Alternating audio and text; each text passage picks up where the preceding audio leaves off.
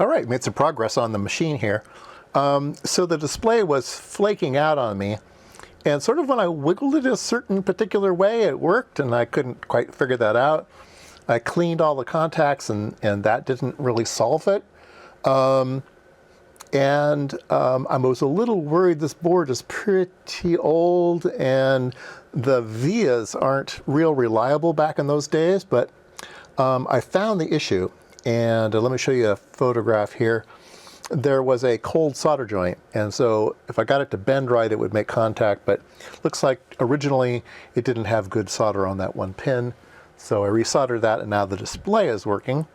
Now the other problem with the machine was that the buttons wouldn't work. Some of the buttons wouldn't stay in, and these buttons, let's see here. These buttons have, when you push them in, they have this funny little spring that's a little hook wire, and it follows a groove and stuff. And my machine was missing 2 of them. They just weren't in the machine. They were gone. So I had to make some. So what I did was I found some junk spring that I had, and I knew the wire was good. I wish it was a little bit heavier. It was a little thin, but then I tried to bend my own. This is a practice one. I screwed up on that one. It's too long. But I ended up bending a couple, and now it sort of works pretty okay. So that's all ready to go too. So let's button it up, try it out, and give you the news.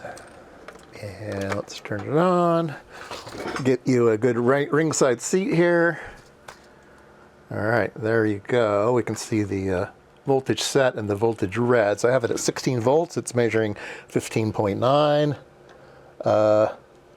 Let's see here, 6 volts, 5.96, 5 volts, 4.97. Yeah, so it is working. 1 volt, 0.994, so it needs calibration.